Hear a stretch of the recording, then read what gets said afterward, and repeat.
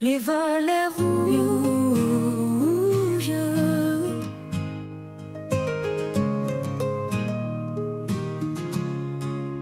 J'ai retrouvé la maison, 20 ans dans les gravats, un jardin en friche et le silence aux abois. Les volets rouges tenaient, vaillants sur les charnières, comme de paupières closes sur une histoire familière. Je venais dire adieu, poser un peu d'adulte sur les murs écaillés de mes hivers en tumulte. Mais quelqu'un avait peint des soleils sur la grille et pendu au pommier des carillons fragiles. Elle est sortie pieds nus, un chat dans les bras, avec cette nonchalance qui déplace le froid. Vous cherchez quelqu'un ou vous cherchez avant? Elle posait des questions comme on plante des dents. Elle avait racheté la maison du passé pour entendre le bois grincer sous les pensées. Elle parlait aux objets, offrait du thé aux ombres et mettait du lilas dans les coins les plus sombres. J'ai dit, c'est ici que j'ai appris le silence, à compter les absents en regardant la danse des rideaux fatigués, des orages intérieurs. Elle a souri ici, on recycle les pleurs. Alors je suis revenu, un mardi sans raison, pour repeindre un volet ou juste la saison. Elle m'a tendu une brosse comme une alliance bancale, et l'on peignait nos silences en nuances végétales. On a mis des lanternes là où pleuraient les seaux et semé des poèmes entre les carreaux. Parfois elle disparaît, les yeux dans la rivière, comme si ses pensées partaient vivre en arrière. Je n'ai jamais su son vrai nom ni ses cartes, mais elle signe ses jours en odeur et en tarte. Elle dit que la mémoire ça pousse dans les fissures et qu'il faut rire un peu pour que les murs murmurent.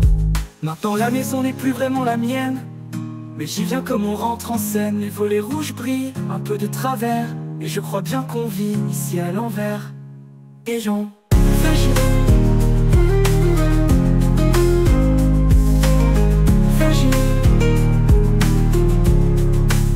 Elle est sortie pieds nus, un chat dans les bras, avec cette nonchalance qui déplace le froid. Vous cherchez quelqu'un ou vous cherchez avant? Elle posait des questions comme on plante des dents. Elle avait racheté la maison du passé pour entendre le bois grincer sous les pensées. Elle parlait aux objets, offrait du thé aux ombres et mettait du lilas dans les coins les plus sombres.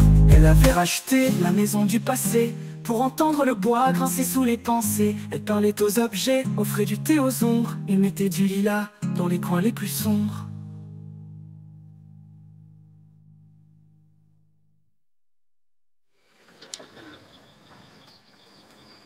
Elle avait racheté la maison du passé pour entendre le bois grincer sous les pensées.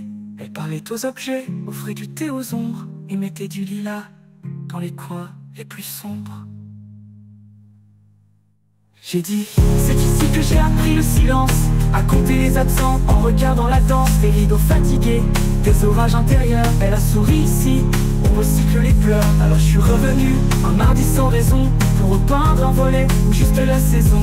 Elle m'a tendu une brosse comme une alliance bancale, et on peignait nos silences en nuances végétales. On a mis des lanternes là où pleuraient les seaux et semé des poèmes entre les carreaux. Parfois elle disparaît, les yeux dans la rivière, comme si ses pensées partaient vivre en arrière.